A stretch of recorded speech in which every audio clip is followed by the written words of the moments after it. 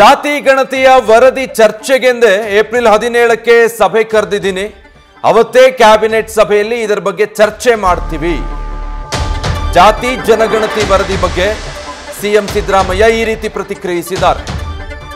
ಚರ್ಚೆಯ ಬಳಿಕವೇ ಎಲ್ಲವನ್ನೂ ನಿಮ್ಮ ಜೊತೆ ಮಾತನಾಡ್ತೀನಿ ಅಂತ ಮಾಧ್ಯಮಗಳಿಗೆ ಇದಕ್ಕೆ ಸಂಬಂಧಪಟ್ಟ ಹಾಗೆ ಮುಖ್ಯಮಂತ್ರಿ ಸಿದ್ದರಾಮಯ್ಯ ಪ್ರತಿಕ್ರಿಯಿಸಿದ್ದಾರೆ. ಏಪ್ರಿಲ್ 17ರ ಕ್ಯಾಬಿನೆಟ್ ಮೀಟಿಂಗ್ನಲ್ಲಿ ಇದರ ಬಗ್ಗೆ ಚರ್ಚೆ ಮಾಡ್ತೀವಿ, ಅದಕ್ಕೆ ಅಂತಾನೆ ಮೀಟಿಂಗ್ ಕರೀತಾ ಇರೋದು. ಸೊ ಸಭೆಯಲ್ಲಿ ಏನೆಲ್ಲ ಚರ್ಚೆ ಆಗುತ್ತೆ ನೋಡಿ, ಅದಾದ ಮೇಲೆ ಆ ಬಗ್ಗೆ ಮಾತಾಡ್ತೀನಿ ಎಂದಿದ್ದಾರೆ.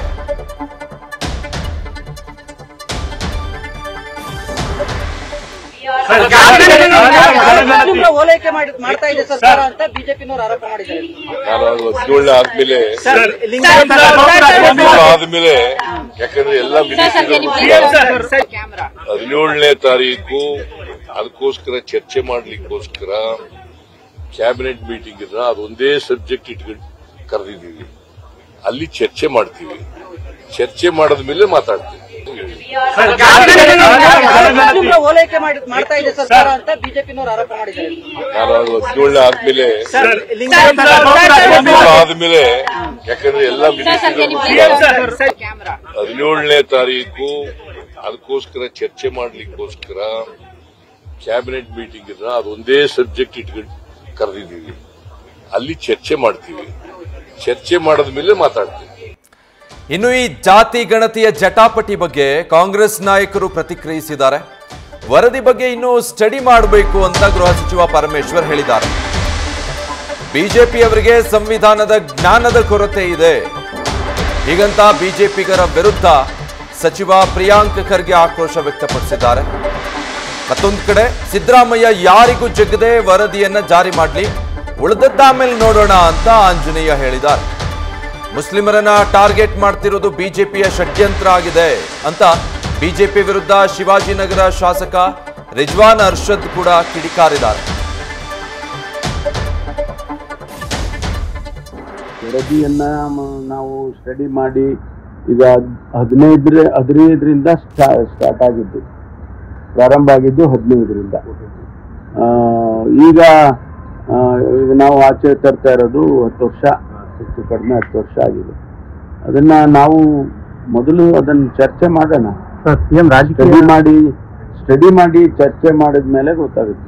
ರಾಜಕೀಯ ಲಾಭಕ್ಕಾಗಿ ಸಿಎಂ ಅವರು ಈಗ ತರ್ತಾ ಇದ್ದಾರೆ ಅಂತ ಒಂದಷ್ಟು ವಿಮರ್ಶೆಗಳಾಗ್ತದೆ, ಟಿಪ್ಪಣಿಗಳು, ಅದಕ್ಕೆಲ್ಲ ನಾವು ಏನು ಉತ್ತರ ಕೊಡಕ್ ಹೋಗಲ್ಲ. ಈಗ ಬಹಿರಂಗ ಆಗಿರ್ತಕ್ಕಂಥ ಸಮುದಾಯವರ ಜಾತಿಯವರ ಅಂಕಿಅಂಶಗಳು ಸರಿ ಇದೆ ಅಂತ ತಮ್ಗೆ ಅನಿಸ್ತಾ ಇದೆ ಸರ್? ಯಾಕಂದ್ರೆ ಸಮುದಾಯದ ನಾಯಕರುಗಳು, ಪೊಲಿಟಿಷಿಯನ್ಸೇ ಮಾತಾಡಿದ್ದಾರೆ, ನಮ್ಮ ನಂಬರ್ಸ್ ಎಷ್ಟಿರ್ಲಿಲ್ಲ, ಇದಕ್ಕೂ ಜಾಸ್ತಿ ಇದೆ ಅನ್ನುವಂತ ವಾದಗಳನ್ನು ಪಡಿಸ್ತಾ ಇದ್ದಾರೆ. ತಮ್ಗೆ ಏನನ್ಸುತ್ತೆ ಸರ್ ಈ ನಂಬರ್ಸ್ ಅನ್ನು? ಗೊತ್ತಿಲ್ಲ, ನಾವು ಚರ್ಚೆ ಮಾಡೋಣ. ಮೊದಲು ಚರ್ಚೆ ಮಾಡಿದ್ಮೇಲೆ ಅಭಿಪ್ರಾಯಗಳೆಲ್ಲ ಬರ್ತಾ ಇದೆ. ಸಮುದಾಯಗಳ ಅಭಿಪ್ರಾಯಗಳು ಬರ್ತಾ ಇದೆ, ರಾಜಕೀಯ ವ್ಯಕ್ತಿಗಳ ಅಭಿಪ್ರಾಯಗಳು ಬರ್ತಾ ಇದೆ, ಆಮೇಲೆ ಇಂಡಿವಿಜುವಲ್ಸ್ ಕೂಡ ಅಭಿಪ್ರಾಯಗಳು ಬರ್ತಾ ಇದೆ, ಇದೆಲ್ಲ ಬರ್ತಾನೆ ಇದೆ. ಇದರಿಂದ ಚರ್ಚೆ ಮಾಡಿ ನಂತರ ಯಾರ್ಯಾರ ಅಭಿಪ್ರಾಯಗಳು ಕ್ಯಾಬಿನೆಟ್ ಅಲ್ಲಿ ಏನೇನಿದೆ ಅದೆಲ್ಲ ಚರ್ಚೆ ಮಾಡ್ತೀವಿ. ಇದು ಸೆನ್ಸಸ್ ಅಲ್ಲ, ಇದು ಒಂದು ಸಮೀಕ್ಷೆ. ಆ ಸಮೀಕ್ಷೆ ವೈಜ್ಞಾನಿಕವಾಗಿದೆಯೋ ಅವೈಜ್ಞಾನಿಕವಾಗಿದೆಯೋ ಅದರ ತೀರ್ಮಾನ ಆ ಎಲ್ಲ ವಾಲ್ಯೂಮ್ಗಳನ್ನ ಓದ್ರೆ ಗೊತ್ತಾಗುತ್ತೆ. ಇದ ಯಾರು ಓದೇ ಇಲ್ಲ ಸರಿಯಾಗಿ, ಸರ್ಕಾರದವರೇ ಓದಿಲ್ಲ ಸರಿಯಾಗಿ, ಬೇರೆಯವ್ರಿಗೆ ಹೇಗೆ ಗೊತ್ತಾಯ್ತು? ಈಗ ಅದು ಪ್ರಸ್ತಾವನೆ ಆಗಿದ್ದು ಗುರುವಾರ, ಇವತ್ತು ಸೋಮವಾರ. ಇಷ್ಟು ಬೇಗ ಈ 10 ಸಂಪುಟಗಳು ಯಾರು ಓದಕ್ ಸಾಧ್ಯ ಆಗ್ತದೆ? ಸೊ ಇವತ್ತು ಏನಿದೆ, ಎಲ್ಲರೂ ಅವರವರ ಕಲ್ಪನೆಯನ್ನ ಮಾತಾಡ್ತಾ ಇದ್ದಾರೆ, ಅದು ಸರಿಯಲ್ಲ. ಏನಿದೆ ನೋಡ್ಕೊಂಡು ಓದ್ಕೊಂಡು ನೀವು ಹೇಳ್ದಂಗೆ ಅವೈಜ್ಞಾನಿಕವಾಗಿದ್ರೆ ತಿದ್ದಕ್ಕೆ ಅವಕಾಶ ಇದ್ರೆ ತಿದ್ದೋಣ, ಇಲ್ಲ ಅಂದ್ರೆ ಬಿಡೋಣ. ಏನು ಇದು ವರದಿ ಬಂದ ತಕ್ಷಣ ಇದು ಕಲ್ಲಲ್ಲಿ ಕೆತ್ತದಂಗಲ್ಲ ಅಲ್ಲ. ಸೊ ನೋಡೋಣ ಏನಿದೆ ಅದರಲ್ಲಿ ಅಂತ. ಮೊದಲೇದು ಅವರಿಗೆ ಸಂವಿಧಾನದ ಕೊರತೆ ಇದೆ. ನಾರಾಯಣ ಸ್ವಾಮಿ ಚೆಲುವಾದಿ ಅವರಿಗಿರ್ಬೋದು, ಬಿಜೆಪಿ ಅವರಿಗಿರ್ಬೋದು, ಅವರಿಗೆ ಮೈನಾರಿಟಿ ಸ್ಟೇಟಸ್, ಅಲ್ಪಸಂಖ್ಯಾತರ ಸ್ಟೇಟಸ್, ಜೈನರಿಗಿರ್ಬೋದು, ಬುದ್ಧಿಸ್ಟಿಗಿರ್ಬೋದು, ಕ್ರಿಶ್ಚಿಯನಿಗಿರ್ಬೋದು ಕೊಟ್ಟಿರೋದು ಸಂವಿಧಾನದ ಅಡಿನಲ್ಲಿ, ನಾವು ನೀವು ಕೊಟ್ಟಿರೋದಲ್ಲ. ಆಮೇಲೆ ಈ ಬಿಜೆಪಿ ಅವರು ಇವಾಗಿಂದಲ್ಲ, ನೀವು ಇತಿಹಾಸದ ಪುಟ ತೆಗೆದು ನೋಡಿ, ಯಾವಾಗ್ಲೂ ಕೂಡ ಯಾವ್ಯಾವ ವರದಿಗಳಿಂದ ಹಿಂದುಳಿದ ವರ್ಗದವರಿಗೆ, ಆದಿವಾಸಿಗಳಿಗೆ, ಪರಿಷ್ಠ ಜಾತಿ ಪರಿಷ್ಠ ಪಂಗಡದವರಿಗೆ ನಾವು ಆರ್ಥಿಕ ಸಮಾನತೆ, ಸಾಮಾಜಿಕ ಸಮಾನತೆ ಕೊಡ್ತೀವಿ ಅಂದ್ರೆ ಇವ್ರಿಗೆ ಅಲರ್ಜಿ. ಹಿಂದೆ ಹಾವನೂರು ವರದಿಗೂ ಇವರೆಲ್ಲ ವಿರೋಧನೆ ಮಾಡಿದ್ರಲ್ಲ, ಯಾವ ವರದಿಗೂ ಇವರು ಒಪ್ಪಿದಾರೆ ಹೇಳಿ? ಇವತ್ತು ಬಾಬಾ ಸಾಹೇಬ್ ಅಂಬೇಡ್ಕರ್ ಅವ್ರ ಜಯಂತಿ, ಇದೇ ನಾರಾಯಣ ಸ್ವಾಮಿ ಚೆಲುವಾದಿ ಇರ್ಬೋದು, ಸಿ.ಟಿ. ರವಿ ಅವರು ಇರ್ಬೋದು, ವಿಜೇಂದ್ರ ಇರ್ಬೋದು, ಹೋಗಿ ಮೋದಿ ಅವರ ಹತ್ರ ಹೋಗಿ ಕೈಕಾಲು ಹಿಡ್ದು ಕರ್ನಾಟಕ ಒಂದು ಮಾದರಿ ರಾಜ್ಯ ಇದೆ, ಇಲ್ಲಿ 24.1% ಏನು ಹಣ ಮೀಸಲಿಡ್ತಾ ಇದ್ದಾರೆ SC ST ಏಳಿಗೆಗಾಗಿ, ಅದೇ ರೀತಿ ರಾಷ್ಟ್ರ ಮಟ್ಟದಲ್ಲಿ ಮಾಡಕ್ ಹೇಳಿ. ಯಾರು ಬೇಡ ಅಂದಿದ್ದಾರೆ? ಅದ್ರ ಬಗ್ಗೆ ಮಾತಾಡ್ತಾರ, ಅದ್ರ ಬಗ್ಗೆ ಮಾತಾಡೋದಿಲ್ಲ. ಸುಮ್ನೆ ಇವರು ಏನೋ ಒಂದು ಬಾಯಿ ಚಪ್ಪಳಕ್ಕೆ ಸುಮ್ನೆ ಹೇಳಿದ್ರೆ ಸರಿಯಲ್ಲ. ಅದು ವೈಜ್ಞಾನಿಕವಾಗಿ ಮಾತಾಡೋದು ಕಲೀಲಿ. ಇವರು ಕಾಸ್ಟ್ ಸೆನ್ಸಸ್ ಬಗ್ಗೆ ಇವ್ರದ್ದು ಏನು ಸ್ಟ್ಯಾಂಡ್ ಏನಿದೆ ಮೋದಿ ಅವ್ರದ್ದು? UPಗೆ ಹೋದ್ರೆ ನಾವು ಮಾಡ್ತೀವಿ ಅಂತಾರೆ, ಬಿಹಾರಿಗೆ ಹೋದ್ರೆ ಮಾಡ್ತೀವಿ ಅಂತಾರೆ, ಕರ್ನಾಟಕಕ್ಕೆ ಬಂದ್ರೆ ಮಾಡಲ್ಲ ಅಂತಾರೆ. ಏನಂದ್ರೆ ದ್ವಂದ್ವ ನೀತಿ, ಎರಡೆರಡು ನಾಲ್ಗೆ ಇದೆಯಾ ಇವರಿಗೆ? ಎಲ್ಲರೂ ಒಪ್ಬೇಕು.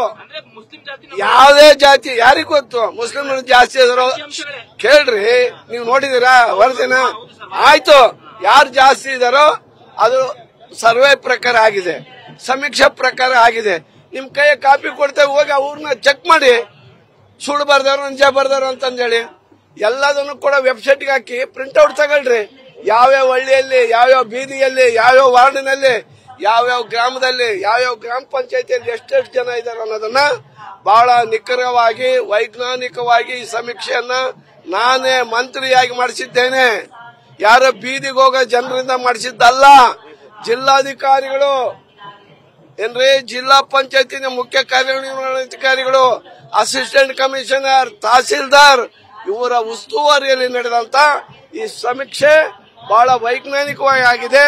ಈ ಸಮೀಕ್ಷೆಯನ್ನು ನೋಡ್ಕೊಂಡು ಬಿಹಾರದವರು ಕಾಪಿ ಮಾಡಿ ಇವತ್ತು ಅವರಿಗಾಗಲೇ ಮಾಡಿ ಆ ರಾಜ್ಯದಲ್ಲಿ ಜಾರಿ ತಂದಿದ್ದಾರೆ. ಅದರಿಂದ ಇದನ್ನು ಹೊರ ಬರೋವರೆಗೂ ಕೂಡ ನೀವು ತಕರಾರು ಮಾಡೋದು ಸರಿಯಲ್ಲ. ಈಗ ಒಂದು ಗರ್ಭಿಣಿ ಹೆಣ್ಣು ಒಬ್ಬನ ಹೆಣ್ಣು ಬೇಕು ಅಂತ ಹತ್ತಿ ಗಂಡ ನನಗೆ ಗಂಡು ಬೇಕು ಅಂತಾನೆ, ಗಂಡು ಬೇಕು, ಹೆಣ್ತಿ ಕಡೆಯವರು ಹೆಣ್ಣು ಬೇಕು ಅಂತಾರೆ. ಇನ್ನು ಗರ್ಭದಲ್ಲಿದೆ, ಅದು ಹೊರ ಬರ್ಲಿ, ಹೆಣ್ಣು ಗಂಡು ಅನ್ನೋದು ನೋಡ್ಕೊಳ್ರಿ. ಆಮೇಲೆ